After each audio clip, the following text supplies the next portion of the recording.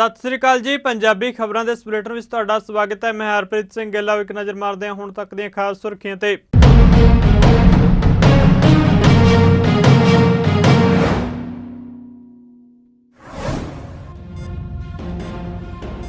राज सभा मैंबर राघव चड्ढा ने सदन विचों अपने सस्पेंशन तो बाद भाजपा उत्ते बिना निशाना कहा विरोधी धिर की आवाज़ नूं दबाउण लई कीती जा रही है कोशिश।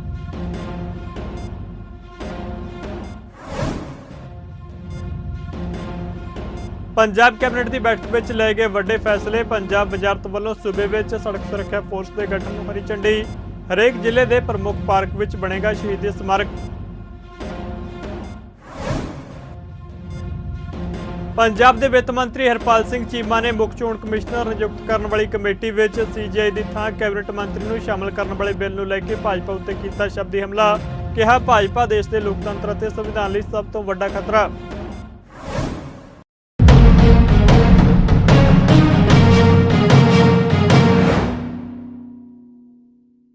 ते हुण खबरां विस्तार नाल।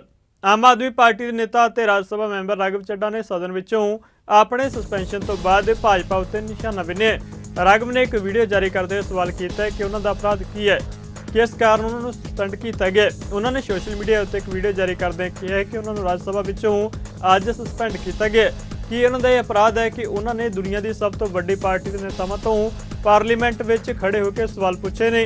राघव ने अगे कहा कि उन्होंने अपराध है कि उन्होंने दिल्ली सेवा बिल उत्ते अपनी गल रखते हुए भाजपा के सब तो वड्डे नेतावां तो न्याय की मांग की है।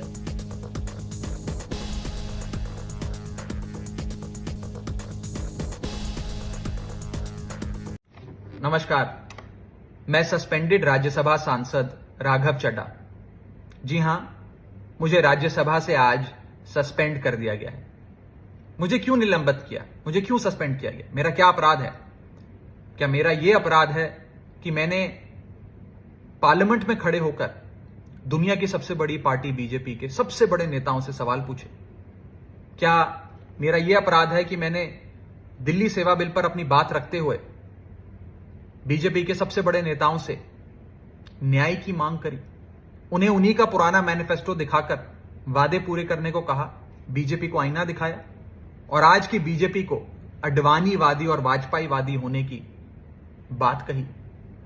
क्या इन्हें यह दर्द सताता है कि कैसे ये 34 साल का युवा संसद में खड़ा होकर हमें ललकारता है, हमसे सवाल पूछता है, हम पे सवाल दागता है? ये लोग बहुत शक्तिशाली लोग हैं, ये लोग किसी भी हद तक जा सकते हैं। इसी हफ्ते मुझे कमिटी ऑफ प्रिविलेजेस के 2 नोटिस आ चुके हैं। शायद ये भी एक अपने आप में रिकॉर्ड होगा।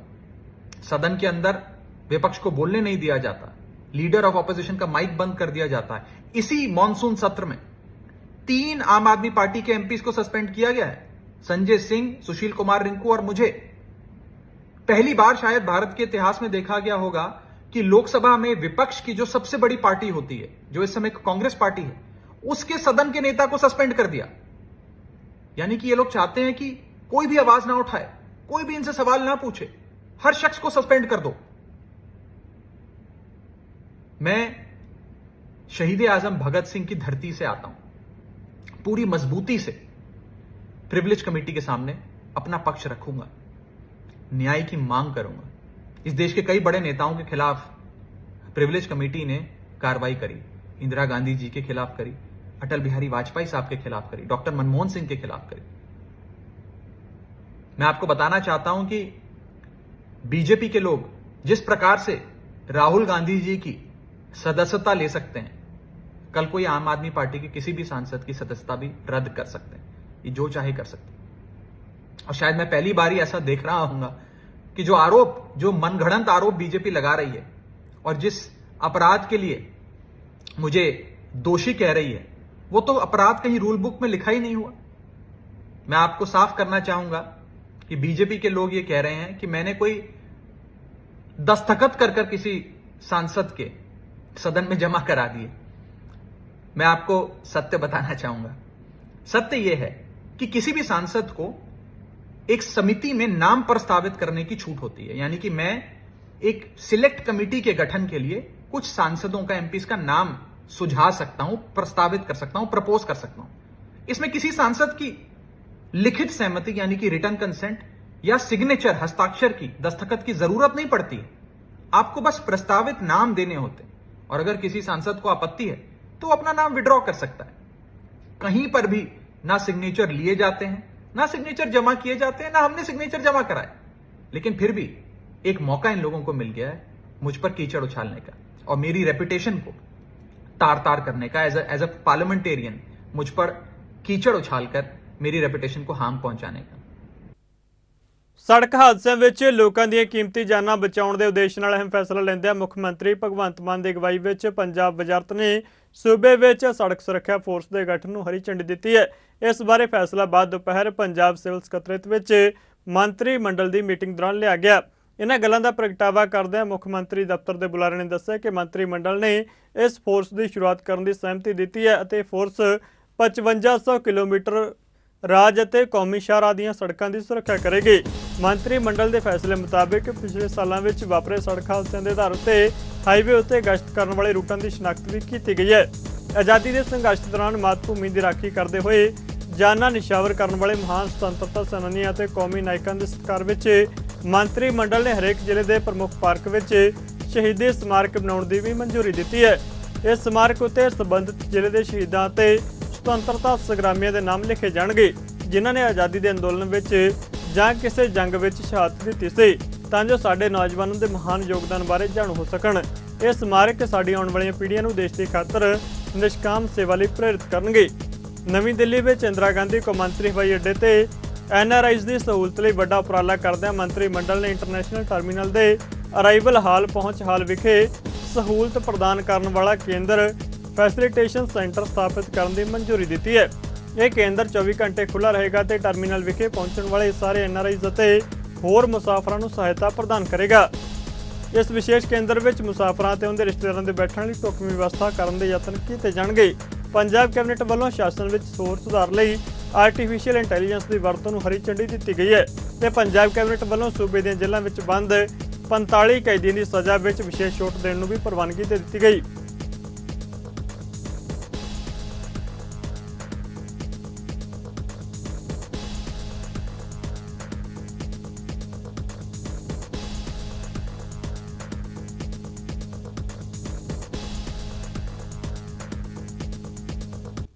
ਆਮ ਆਦਮੀ ਪਾਰਟੀ ਨੇ ਸੁਪਰੀਮ ਕੋਰਟ ਦੇ ਚੀਫ ਜਸਟਿਸ ਦੀ ਥਾਂ ਚੋਣ ਕਮਿਸ਼ਨ ਦੇ ਮੁੱਖ ਚੋਣ ਕਮਿਸ਼ਨਰ ਦੀ ਨਿਯੁਕਤੀ ਲਈ ਉੱਚ ਪੱਧਰੀ ਕਮੇਟੀ ਵਿੱਚ ਇੱਕ ਕੈਬਨਿਟ ਮੰਤਰੀ ਨੂੰ ਸ਼ਾਮਲ ਕਰਨ ਦੇ ਬਿੱਲ ਨੂੰ ਲੈ ਕੇ ਭਾਜਪਾ ਉੱਤੇ ਸ਼ਬਦੀ ਹਮਲਾ ਬੋਲਿਆ ਅਤੇ ਇਸ ਕਦਮ ਦੀ ਸਖਤ ਆਲੋਚਨਾ ਕੀਤੀ ਹੈ। ਚੰਡੀਗੜ੍ਹ ਵਿੱਚ ਪ੍ਰੈਸ ਕਾਨਫਰੰਸ ਦੌਰਾਨ ਪੰਜਾਬ ਦੇ ਵਿੱਤ ਮੰਤਰੀ ਹਰਪਾਲ ਸਿੰਘ ਚੀਮਾ ਨੇ ਕਿਹਾ ਕਿ ਭਾਜਪਾ ਦੇਸ਼ ਦੇ ਲੋਕਤੰਤਰ ਅਤੇ ਸੰਵਿਧਾਨ ਲਈ ਸਭ ਤੋਂ ਵੱਡਾ ਖਤਰਾ ਹੈ। ਉਹਨਾਂ ਕਿਹਾ ਕਿ ਮੋਦੀ ਸਰਕਾਰ ਦੇਸ਼ ਦੀਆਂ ਮਹੱਤਵਪੂਰਨ ਲੋਕਤਾਂਤਰਿਕ ਸੰਸਥਾਵਾਂ ਉੱਤੇ ਇੱਕ ਇੱਕ ਕਰਕੇ ਕਬਜ਼ਾ ਕਰ ਰਹੀ ਹੈ ਅਤੇ ਉਹਨਾਂ ਦਾ ਸਿਆਸੀਕਰਨ ਕਰ ਰਹੀ ਹੈ। ਸਾਡੀ ਸਰਵਉੱਚ ਅਦਾਲਤ, ਸਾਡੀ ਮਾਨਯੋਗ ਅਦਾਲਤ ਨੇ ਇਹ ਹੁਕਮ ਦਿੱਤਾ, ਸੰਵਿਧਾਨਕ ਪੀਠ ਨੇ, ਸੰਵਿਧਾਨਕ ਬੈਂਚ ਨੇ ਇਹ ਫੈਸਲਾ ਫਰਮਾਇਆ, ਮੈਜੋਰਟੀ ਵਿਊ ਦੇ ਨਾਲ ਇਹ ਡਿਸੀਜਨ ਹੋਇਆ ਕਿ ਚੀਫ ਇਲੈਕਸ਼ਨ ਕਮਿਸ਼ਨ ਨੂੰ ਚੁਣਨ ਦੇ ਲਈ 3 ਵਿਅਕਤੀ ਜਿਹੜੇ ਨੇ ਕਿ ਉਸ ਕਮੇਟੀ ਦੇ ਅੰਦਰ ਹੋਣਗੇ। ਕੌਣ ਹੋਣਗੇ? ਦੇਸ਼ ਦੇ ਪ੍ਰਧਾਨ ਮੰਤਰੀ ਸਾਹਿਬ, ਲੀਡਰ ਆਫ ਦੀ ਆਪੋਜੀਸ਼ਨ, ਕਿਉਂਕਿ ਲੋਕ ਸਭਾ ਦੇ ਅੰਦਰ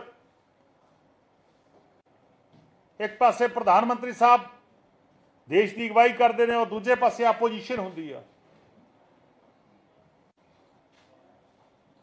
ਪ੍ਰਧਾਨ ਮੰਤਰੀ ਸਾਹਿਬ, ਲੀਡਰ ਆਫ ਦੀ ਆਪੋਜੀਸ਼ਨ ਅਤੇ ਤੀਸਰਾ ਦੇਸ਼ ਦੇ ਸਰਵਉੱਚ ਅਦਾਲਤ ਦੇ ਚੀਫ ਜਸਟਿਸ ਨੂੰ ਉਸ ਕਮੇਟੀ ਦਾ ਹੈੱਡ ਹੋਣ ਲਈ ਜਿਹੜੀਆਂ ਨਿਰਧਾਰਿਤ ਜਿਹੜੀ ਆ ਆਰਡਰ ਜਾਰੀ ਕੀਤੇ ਗਏ ਤਾਂ ਕਿ ਟ੍ਰਾਂਸਪੇਰੈਂਸੀ, ਪਾਰਦਰਸ਼ਤਾ ਰਹੇ, ਤਾਂ ਕਿ ਪਾਵਰ ਦਾ ਮਿਸਯੂਜ਼ ਨਾ ਹੋ ਸਕੇ, ਤਾਂ ਕਿ ਸੱਤਾ ਦਾ ਦੁਰਉਪਯੋਗ ਨਾ ਹੋ ਸਕੇ, ਤਾਂ ਕਿ ਕੋਈ ਗਲਤ ਵਿਅਕਤੀ ਉਸ ਅਹੁਦੇ ਤੇ ਤਾਇਨਾਤ ਨਾ ਹੋ ਜਾਏ, ਕਿਉਂਕਿ ਲਾਉਣ ਦੀ ਪ੍ਰਕਿਰਿਆ ਬੜੀ ਔਖੀ ਹੈ। ਇਹ ਜਿਹੜੀਆਂ ਹਦਾਇਤਾਂ ਸੀਗੀਆਂ ਸਾਡੀ ਸਰਵਉੱਚ ਅਦਾਲਤ, ਸਾਡੀ ਅਪੈਕਸ ਕੋਰਟ, ਸਾਡੀ ਮਾਨਯੋਗ ਸੁਪਰੀਮ ਕੋਰਟ ਵੱਲੋਂ ਜਾਰੀ ਕੀਤੀਆਂ ਗਈਆਂ।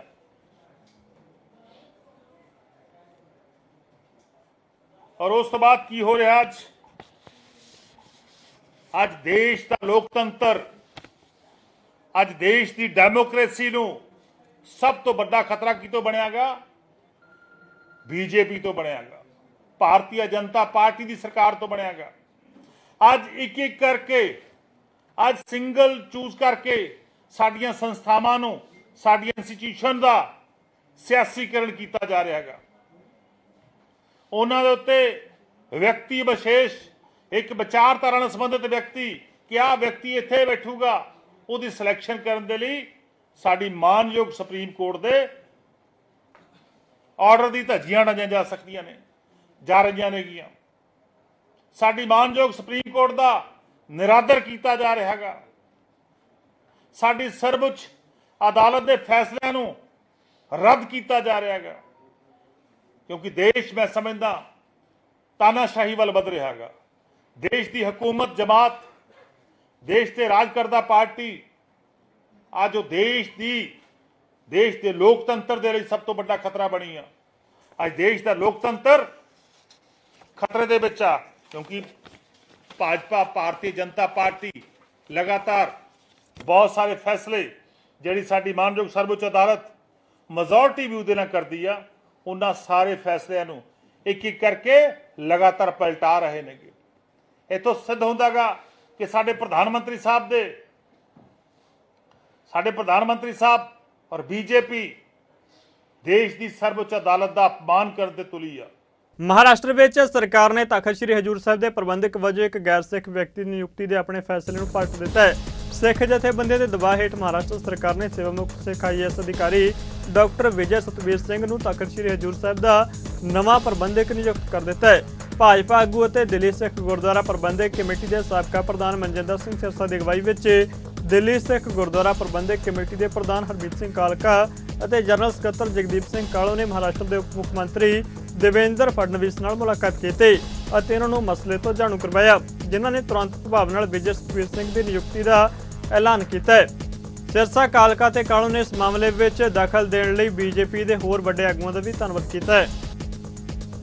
ਮੈਂ ਧੰਨਵਾਦ ਕਰਦਾ ਹਾਂ ਦੇਵੇਂਦਰ ਫਡਨਵੀਸ ਜੀ ਦਾ, ਜਿਹੜੇ ਮਹਾਰਾਸ਼ਟਰ ਦੇ ਉਪ ਮੁੱਖ ਮੰਤਰੀ ਨੇ ਔਰ ਜਿਨ੍ਹਾਂ ਨੇ ਇਸ ਗੱਲ ਦੀ ਸੰਜੀਦਗੀ ਨੂੰ ਦੇਖਦੇ ਹੋਏ, ਜੋ ਸੈਂਸਿਟਿਵੀ ਸੀ, ਜੋ ਲੋਕਾਂ ਦੇ ਵਿੱਚ ਇੱਕ ਗੱਲ ਆ ਰਹੀ ਸੀ ਕਿ ਇੱਕ ਗੈਰ ਸਿੱਖ ਨੂੰ ਬਣਾਤਾ ਗਿਆ, ਮਗਰ ਇਹਨਾਂ ਨੇ ਜਿਸ ਤਰੀਕੇ ਦੇ ਨਾਲ ਇੱਕ ਰੂਟੀਨ ਪ੍ਰੋਸੈਸ ਵਿੱਚ ਲੋਕਲ DC ਦੀ ਡਿਊਟੀ ਲਾਈ ਗਈ ਸੀ, ਇਸ ਦੀ ਸੰਜੀਦਗੀ ਨੂੰ ਦੇਖਦੇ ਹੋਏ ਜਿਹੜਾ ਅੱਜ ਫੈਸਲਾ ਲਿਆ ਸਾਡੇ ਆਉਣ ਤੇ, ਸਾਡੇ ਰਿਕੁਐਸਟ ਕਰਨ ਤੇ, ਕਿ ਇਹ ਕੌਮ ਦੇ ਵਿੱਚ ਬੜੀ ਇੱਕ ਨਮੋਸ਼ੀ ਹੈ ਕਿ ਅਗਰ ਕਿਸੇ ਗੈਰ ਸਿੱਖ ਨੂੰ ਤਖਤ ਸਾਹਿਬ ਦਾ ਕਿ ਜ਼ਿੰਮੇਵਾਰੀ ਸੌਂਪੀ ਗਈ ਹੈ। ਸੋ ਇਹਨਾਂ ਨੇ ਇਹਦਾ ਉੱਤੇ ਬਿਲਕੁਲ ਸੰਗਿਆਨ ਲਿਆ ਔਰ ਸਾਨੂੰ ਅਸ਼ੋਰ ਕਰਦੇ ਹੋਏ ਹੁਣੇ ਜਿਹੜਾ ਨਾਮ ਦਿੱਤਾ ਵਿਜੇ ਸਤਬੀਰ ਸਿੰਘ ਜੀ ਦਾ, ਉਹਨਾਂ ਨੂੰ ਬਣਾਉਣ ਦਾ ਤੁਰੰਤ ਦਾ ਹੁਣੇ ਫੈਸਲਾ ਲਿਆ। ਸੋ ਮੈਂ ਉਹਨਾਂ ਦਾ ਵੀ ਧੰਨਵਾਦ ਕਰਦਾ, ਮਹਾਰਾਸ਼ਟਰ ਦੇ ਮੁੱਖ ਮੰਤਰੀ ਦਾ, ਉਹਨਾਂ ਦਾ ਵੀ ਧੰਨਵਾਦ ਕਰਦਾ ਕਿ ਇਹ ਫੈਸਲਾ ਸਾਰਿਆਂ ਨੇ ਮਿਲ ਕੇ ਜਿਹੜਾ ਹੁਣੇ ਇਮੀਡੀਏਟਲੀ ਲਿਆ ਗਿਆ। ਮਹਾਰਾਸ਼ਟਰ ਦੇ ਡਿਪਟੀ CM ਸ਼੍ਰੀ ਦੇਵੇਂਦਰ ਫਡਨਵੀਸ ਉਹਨਾਂ ਨੂੰ ਮਿਲਣ ਵਾਸਤੇ ਪਹੁੰਚੇ ਸੀ, ਜੋ ਕਿ ਨੰਦੇੜ ਸਾਹਿਬ ਦੇ ਤਖਤ ਸ਼੍ਰੀ ਹਜੂਰ ਸਾਹਿਬ ਦਾ ਜੋ ਮਸਲਾ ਸੀ, ਔਰ ਜਿਸ ਤਰ੍ਹਾਂ ਹੀ ਅਸੀਂ ਉਹਨਾਂ ਨੂੰ ਮਿਲੇ ਹਾਂ ਤੇ ਉਹਨਾਂ ਨੂੰ ਸਾਰੀ ਗੱਲ ਦੱਸੀ ਆ। ਸਿੱਖਾਂ ਦੀਆਂ ਭਾਵਨਾਵਾਂ ਨੂੰ ਉਹਨਾਂ ਨੇ ਕਿਹਾ ਜੀ ਮੈਂ ਬਿਲਕੁਲ ਸਮਝਦਾ ਹਾਂ, ਔਰ ਤੁਰੰਤ ਪ੍ਰਭਾਵ ਦੇ ਨਾਲ ਉਹਨਾਂ ਨੇ IAS ਜੋ ਰਿਟਾਇਰਡ ਹੈ ਵਿਜੇ ਸਤਬੀਰ ਸਿੰਘ, ਉਹਨਾਂ ਨੇ ਤੁਰੰਤ ਪ੍ਰਭਾਵ ਦੇ ਨਾਲ ਇਹ ਜ਼ਿੰਮੇਵਾਰੀ ਸੌਂਪਣ ਦਾ ਫੈਸਲਾ ਲਿਆ। ਸੋ ਅਸੀਂ ਬਹੁਤ ਧੰਨਵਾਦ ਕਰਦੇ ਹਾਂ ਸ਼੍ਰੀ ਦੇਵੇਂਦਰ ਫਡਨਵੀਸ ਦਾ ਔਰ ਮਹਾਰਾਸ਼ਟਰ ਦੀ ਸਰਕਾਰ ਦਾ, ਕਿ ਜਿਹੜੀ ਸਿੱਖਾਂ ਦੀ ਭਾਵਨਾ ਨੂੰ ਸਮਝਦੇ ਹੋਏ, ਔਰ ਸਾਡਾ ਜੋ ਇੱਥੋਂ ਡੈਲੀਗੇਸ਼ਨ ਆਇਆ ਸੀ ਸਰਦਾਰ ਮਨਜਿੰਦਰ ਸਿੰਘ ਸਿਰਸਾ ਜੀ ਦੀ ਅਗਵਾਈ ਦੇ ਵਿੱਚ, ਉਸ ਨੂੰ ਉਹਨਾਂ ਨੇ ਤੁਰੰਤ ਜਿਹੜਾ ਐਕਸੈਪਟ ਕੀਤਾ ਹੈ ਔਰ ਅਸੀਂ ਉਹਨਾਂ ਦਾ ਬਹੁਤ ਧੰਨਵਾਦ ਕਰਦੇ ਹਾਂ। ਦਿੱਲੀ ਸਿੱਖ ਗੁਰਦੁਆਰਾ ਮੈਨੇਜਮੈਂਟ ਕਮੇਟੀ ਦੇ ਪ੍ਰਧਾਨ ਸਰਦਾਰ ਹਰਮੀਤ ਸਿੰਘ ਜੀ ਕਾਲਕਾ ਔਰ ਜਨਰਲ ਸਕੱਤਰ ਸਰਦਾਰ ਜਗਦੀਪ ਸਿੰਘ ਜੀ ਕਾਲੋਂ ਅਸੀਂ ਸਾਰੇ ਮਹਾਰਾਸ਼ਟਰ ਦੇ ਉਪ ਮੁੱਖ ਮੰਤਰੀ ਦੇਵੇਂਦਰ ਫਡਨਵੀਸ ਜੀ ਨੂੰ ਮਿਲਣ ਵਾਸਤੇ ਪਹੁੰਚੇ। ਜਿਹੜਾ ਪਵਿੱਤਰ ਗੁਰੂ ਘਰ ਗੁਰਦੁਆਰਾ ਨਾਂਦੇੜ ਸਾਹਿਬ ਦੇ ਬੋਰਡ ਦਾ ਇਸ਼ੂ ਚੱਲ ਰਿਹਾ ਸੀ, ਜਿਹੜਾ ਲੋਕਲ ਡਿਪਟੀ ਕਮਿਸ਼ਨਰ ਨੂੰ ਉਸ ਦਾ ਐਡਮਿਨਿਸਟ੍ਰੇਟਰ ਦੇ ਤੌਰ ਤੇ ਚਾਰਜ ਦਿੱਤਾ ਗਿਆ ਸੀਗਾ, ਉਹਨਾਂ ਨੂੰ ਜਦੋਂ ਅਸੀਂ ਸਾਰੀ ਗੱਲ ਦੱਸੀ, ਉਹਨਾਂ ਨੇ ਤੁਰੰਤ ਫੈਸਲਾ ਲਿਆ ਔਰ ਇਮੀਡੀਏਟਲੀ ਸਰਦਾਰ ਵਿਜੇ ਸਤਬੀਰ ਸਿੰਘ, ਇਹ ਗੁਰਸਿੱਖ ਨੂੰ ਇਮੀਡੀਏਟਲੀ ਉਸ ਦਾ ਚਾਰਜ ਸੌਂਪਣ ਦਾ ਫੈਸਲਾ ਲਿਆ ਗਿਆ। ਉਹਨਾਂ ਨੇ ਕਿਹਾ ਕਿ ਇੱਕ ਟੈਂਪਰੇਰੀ ਅਰੇਂਜਮੈਂਟ ਦੇ ਤਹਿਤ ਬਹੁਤ ਸਾਲਾਂ ਤੋਂ ਪਹਿਲਾਂ ਤੋਂ ਇੱਕ ਚੱਲਦਾ ਆ ਰਿਹਾ ਸੀਗਾ ਕਿ ਜਦੋਂ ਵੀ ਵਿੱਚ ਗੈਪ ਹੁੰਦਾ ਸੀ ਪੀਰੀਅਡ, ਜਦੋਂ ਟਰਮ ਖਤਮ ਹੁੰਦੀ ਸੀ, ਉਦੋਂ ਬਾਅਦ ਲੋਕਲ ਡਿਪਟੀ ਕਮਿਸ਼ਨਰ ਇਹ ਚਾਰਜ ਦੇਖਦਾ ਸੀ। ਪਰ ਮੈਂ ਇਹਦੀ ਸੈਂਸਿਟੀਵਿਟੀ ਨੂੰ ਸਮਝਦਾ ਹਾਂ, ਕਿਸੇ ਵੀ ਸੂਰਤ ਅੰਦਰ ਮਹਾਰਾਸ਼ਟਰ ਦੀ ਸਰਕਾਰ ਕਿਸੇ ਵੀ ਸਿੱਖ ਦੀ ਇੱਕ ਵੀ ਭਾਵਨਾ ਨੂੰ ਆਹਤ ਨਹੀਂ ਹੋਣ ਦਊਗੀ।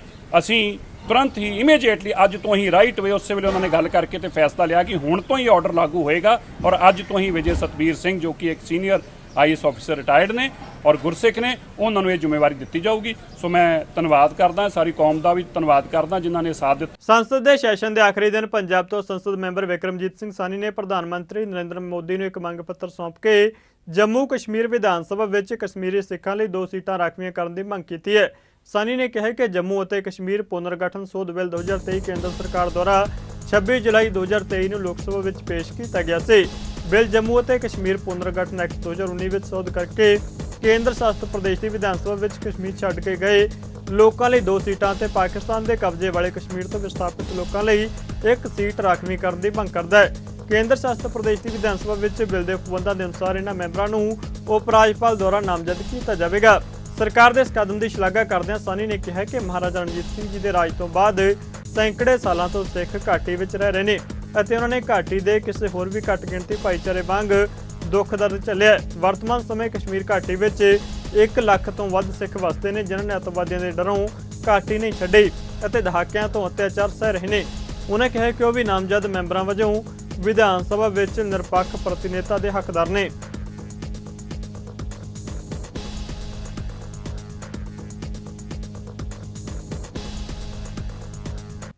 ਬੀਤੇ ਦਿਨੀ ਸ਼੍ਰੋਮਣੀ ਗੁਰਦੁਆਰਾ ਪ੍ਰਬੰਧਕ ਕਮੇਟੀ ਦੇ ਸਾਬਕਾ ਪ੍ਰਧਾਨ ਪ੍ਰੋਫੈਸਰ ਕਿਰਪਾਲ ਸਿੰਘ ਬਡੂੰਗਰ ਦੀ ਧਰਮ ਪਤਨੀ ਨਿਰਮਲ ਕੌਰ ਇਸ ਫਾਨੀ ਸੰਸਾਰ ਨੂੰ ਅਲਵਿਦਾ ਹੋ ਗਏ ਸਨ।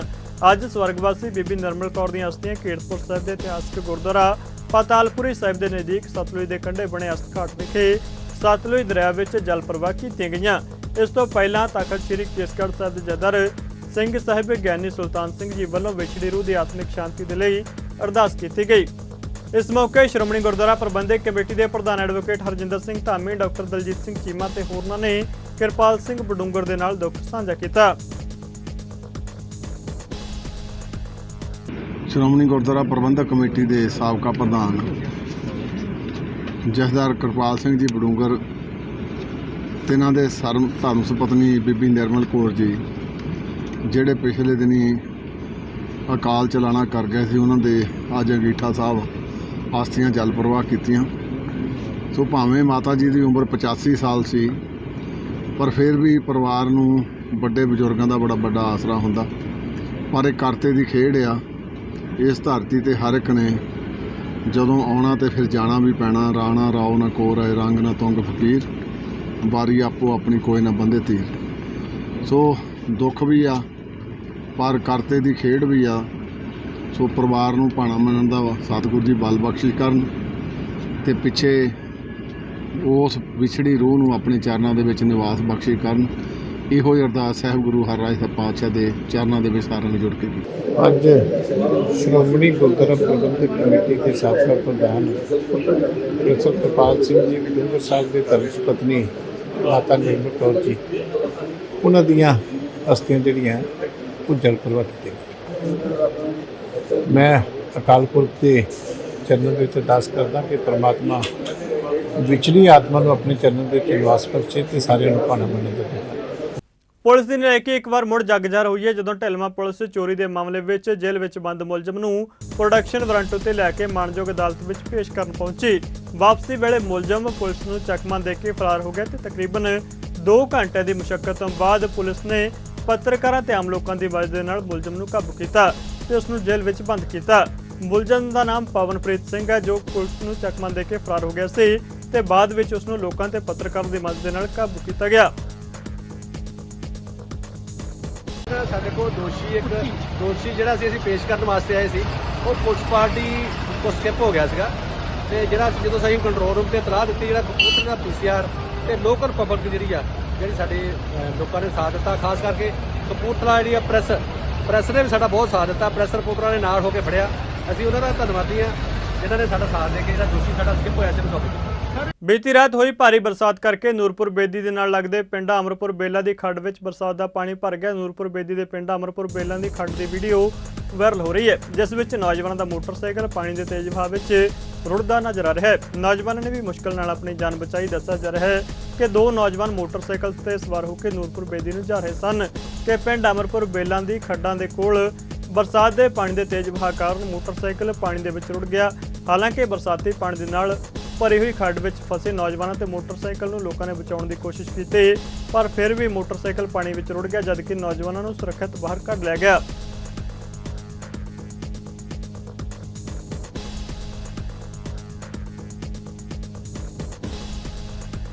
ਸ਼੍ਰੋਮਣੀ ਅਕਾਲੀ ਦਲ ਬਾਦਲ ਦੀ ਦਿੱਲੀ ਇਕਾਈ ਦੇ ਪ੍ਰਧਾਨ ਪਰਮਜੀਤ ਸਿੰਘ ਸਰਨਾ ਨੇ ਕਿਹਾ ਕਿ ਬੀਤੇ ਦਿਨ ਪ੍ਰਧਾਨ ਮੰਤਰੀ ਨਰਿੰਦਰ ਮੋਦੀ ਨੇ ਲੋਕ ਸਭਾ ਵਿੱਚ ਆਪਣੇ ਸੰਬੋਧਨ ਦੌਰਾਨ ਸਾਕਾ ਨੀਲਾ ਤਾਰਾ ਦੀ ਕਾਰਵਾਈ ਦੀ ਨਿਖੇਧੀ ਕੀਤੀ ਹੈ।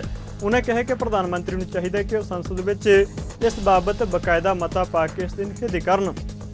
कल प्रधानमंत्री में लोकसभा में नो कॉन्फिडेंस मोशन के बोलते हुए साका नीला तारा का जो ऑपरेशन हुआ है उसके ऊपर खेद प्रकट किया है और कहा कि ये ऑपरेशन गलत हुआ है। प्रधानमंत्री साहब का ये बयान बहुत अहम है और हम ये चाहते हैं कि ये जो साका नीला तारा का ऑपरेशन हुआ है इसको पार्लियामेंट में पास किया जाए और इसके ऊपर खेद प्रकट किया जाए ताकि ये बात सही हो सके। हिमाचल प्रदेश में जलंधर के रहने वाले दो सके भरावां दा कतल कर देने की वीडियो सामने आई है। मिली जानकारी मुताबिक सोलन जिला के उपमंडल नालागढ़ के तहत नालागढ़ रामशहर मार्ग उत्ते पैंदी प्रीत कलोनी में अणपछाते नौजवानों वालों दो सके भरावां दा चाकू मार के कतल कर दिता गया। हमलावर घटना नूं अंजाम देने तो बाद मौके तो फरार हो गए। मृतक की पहचान वरुण ते कुनाल वासी तहसील नकोदर जिला जलंधर वजों हुई है। दोवें नालागढ़ के वार्ड नंबर 2 में किराए के मकान में रहिंदे सन। इस घटना को अंजाम देने वाले मुलजम भी जलंधर के ही दसे जा रहे हैं। इस दोहरे कतलकांड की वीडियो सोशल मीडिया उत्ते वायरल हो रही है। हैरानी की गल है कि हमलावर चाकू नाल हमला करके सड़क के किनारे दोवें भरावां नूं मार रहे सन ते लोग उस समय उत्थों लंघ रहे सन, पर किसी ने भी हमलावरां तो दोवां भरावां नूं बचाउण की कोशिश नहीं की। कतल की इस घटना नूं मौके ते खड़े मौके ते खड़े व्यक्ति ने अपने फोन में बनाई तो इसनूं वायरल कर दिता।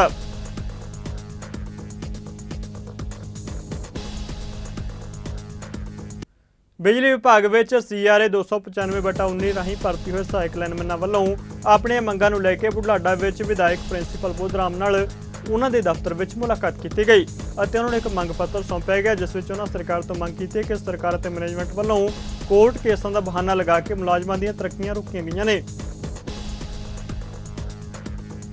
अपनी मंगां नूं लैके पिछले लंबे समय तो संघर्ष कर रहे PRTC पनबस और पंजाब रोडवेज के कच्चे कामिਆਂ ने बुढलाडा के बस डिपो में सरकार के खिलाफ गेट रैली की।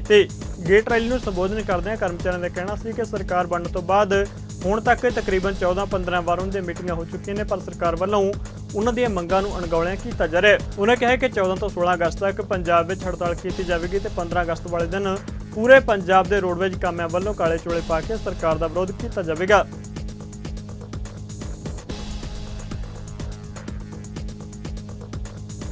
टांडा नेड़ले ढंडियाला पिंड में एक प्रवासी मजदूर की 13 साल लड़की के सੱਪ के डंगण नाल मौत हो गई।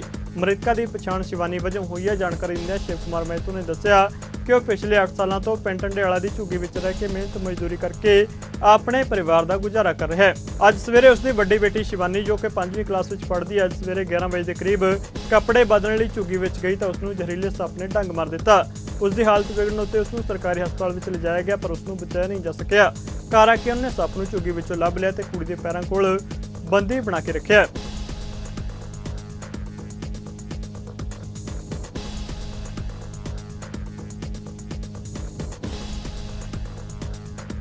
हाँ, मेरे पिंड में प्रवासी मजदूरों की लड़की शिवानी पुत्री शिव कुमार महंतो के झुग्गी के अंदरों सੱਪ लड़ गया, जिहड़ा कि मैनूं उन्होंने सुनेहा भेजिया दस्सिया ते मौके ते मैं गया ते लड़की नूं हस्पताल लै गए ते उत्थे जाने डॉक्टर ने जिहड़ा मौत डिक्लेयर कर दी भी डेथ हो चुकी है।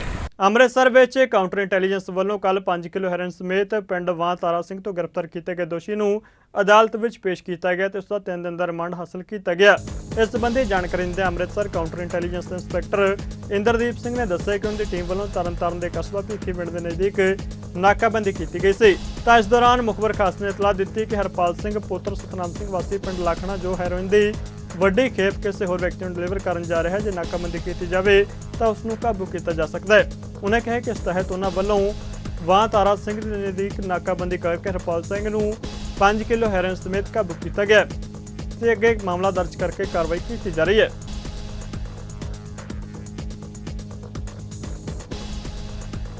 ਇਸ ਤਰ੍ਹਾਂ ਜੀ ਮਾਮਲਾ 5 ਕਿਲੋਗ੍ਰਾਮ ਹੈਰੋਇਨ ਰਿਕਵਰ ਕੀਤੀ ਹੈ ਜੀ ਆਪਾਂ। ਇਹ ਮਾਨਯੋਗ ਜੱਜ ਸਾਹਿਬ ਸ਼੍ਰੀ ਗੌਰਵ ਗੁਪਤਾ ਸਾਹਿਬ ਦੇ ਪੇਸ਼ ਕਰਕੇ ਤੇ 14 ਤਰੀਕ ਤੱਕ ਦਾ ਦੋਸ਼ੀ ਦਾ ਰਿਮਾਂਡ ਲਿਆ। ਮਾਮਲਾ ਇਸ ਤਰ੍ਹਾਂ ਜੀ, ਸਾਡੇ ਸਬ ਇੰਸਪੈਕਟਰ ਨੇ ਜਗਦੀਪ ਸਿੰਘ ਕੱਲ੍ਹ ਭੈੜੇ ਪੁਰਸ਼ਾਂ ਦੇ ਤਲਾਸ਼ ਦੇ ਵਿੱਚ ਇਲਾਕਾ ਥਾਣਾ ਭਿੱਖੀਵਿੰਡ ਦੇ ਮੌਜੂਦ ਸੀ। ਇਹ ਸਾਡੇ ਸਬ ਇੰਸਪੈਕਟਰ ਨੂੰ ਉੱਥੇ ਇਨਫੋਰਮੇਸ਼ਨ ਮਿਲੀ ਕਿ ਹਰਪਾਲ ਸਿੰਘ ਸਨ ਆਫ ਸਤਨਾਮ ਸਿੰਘ ਵਾਸੀ ਲਾਖਨਾ, ਜੋ ਕਿ ਇੱਕ ਹੈਰੋਇਨ ਦੀ ਵੱਡੀ ਜਿਹੜੀ ਆ ਖੇਪ ਆ, ਕਿਸੇ ਪਾਰਟੀ ਨੂੰ ਡਿਲੀਵਰ ਕਰਨ ਲਈ ਆਪਣੇ ਮਾਂ ਤਾਰਾ ਸਿੰਘ ਦੇ ਇਲਾਕੇ 'ਚ ਘੁੰਮ ਰਿਹਾ। ਇਹ ਜਿਹੜੇ ਕਿ ਇਲਾਕੇ ਦੀ ਘੇਰਾਬੰਦੀ ਕਰਕੇ ਕੋਈ ਨਾਕਾ ਲਗਾ ਕੇ ਕੋਈ ਸ਼ੱਕੀ ਵਹੀਕਲਾਂ ਦੀ ਚੈਕਿੰਗ ਕਰਕੇ ਇਹੋ ਜਿਹੀ ਰਿਕਵਰੀ ਹੋ ਸਕਦੀ ਹੈ ਕੋਈ ਹੈਰੋਇਨ ਦੀ। ਇਸੇ ਇਨਫੋਰਮੇਸ਼ਨ ਦੇ ਬਿਹਾਵ 'ਤੇ ਮੇਰੇ ਅਫਸਰਾਨ ਵਾਲਾ ਸੀਨੀਅਰ ਅਫਸਰ ਸਾਹਿਬਾਨ ਨੇ ਮੈਨੂੰ ਕਾਲ ਕੀਤੀ। ਮੈਂ ਵੀ ਇਲਾਕਾ ਥਾਣਾ ਖੇਮਕਰਨ ਦੇ ਏਰੀਏ 'ਚ ਮੌਜੂਦ ਸੀ। ਇਹੀ ਜਿਹੜੀ ਅੰਮ੍ਰਿਤਸਰ ਤੋਂ ਖੇਮਕਰਨ ਦੀ ਰੋਡ ਆ ਉੱਤੇ ਮੌਜੂਦ ਸੀ। ਜੋ ਇਨਫੋਰਮੇਸ਼ਨ ਆਈ ਆ ਉਹਦੇ 'ਤੇ ਮੈਂ ਵਰਕ ਕੀਤਾ, ਆਪਣੀਆਂ ਟੀਮਾਂ ਲੈ ਕੇ ਤੇ ਆਪਣਾ ਮਾਂ ਤਾਰਾ ਸਿੰਘ ਦੇ ਇਲਾਕੇ 'ਚ ਉੱਥੇ ਜਿਹੜਾ ਕਿ ਹੁਲੀਆ ਮਿਲਿਆ ਸੀ ਬੰਦੇ ਦਾ, ਕੋਈ ਮੋਟਰਸਾਈਕਲ ਵਗੈਰਾ ਦਾ ਨੰਬਰ ਮਿਲਿਆ ਸੀ, ਉਹਦੇ ਬਿਹਾਵ 'ਤੇ ਅਸੀਂ ਉੱਥੇ ਚੈਕਿੰਗ ਕਰਨੀ ਸ਼ੁਰੂ ਕਰ ਦਿੱਤੀ ਆ। ਅਤੇ ਉੱਥੋਂ ਇੱਕ ਬੰਦਾ ਜਿਹੜਾ ਆਪਾਂ ਨੂੰ ਹਰਪਾਲ ਸਿੰਘ ਭਾਲਾ ਸਾਨੂੰ ਸਤਨਾਮ ਸਿੰਘ ਵਾਸੀ ਲਾਖਨਾ ਜਿਹੜਾ ਕਿ ਮਿਲਿਆ, ਉਹਦੇ ਕਬਜ਼ਾ ਵਿੱਚੋਂ 5 ਕਿਲੋਗ੍ਰਾਮ ਹੈਰੋਇਨ ਅਸੀਂ ਜਿਹੜੀ ਬਰਾਮਦ ਕਰ ਲਈ ਹੈ। ਪੰਜਾਬੀ ਖਬਰਾਂ ਦੇ ਇਸ ਬੁਲੇਟਿਨ ਵਿੱਚ ਫਿਲਹਾਲ ਨਹੀਂ ਜਾਂਦੇ ਨਜ਼ਰ ਮਾਰਦੇ ਹਾਂ ਮੌਸਮ ਦੇ ਹਾਲ ਤੇ। ਤੁਸੀਂ ਬਣੇ ਰਹੋ ਚੜ੍ਹਦੀ ਕਲਾ ਟਾਈਮ ਟੀਵੀ ਦੇ ਨਾਲ। ਧੰਨਵਾਦ।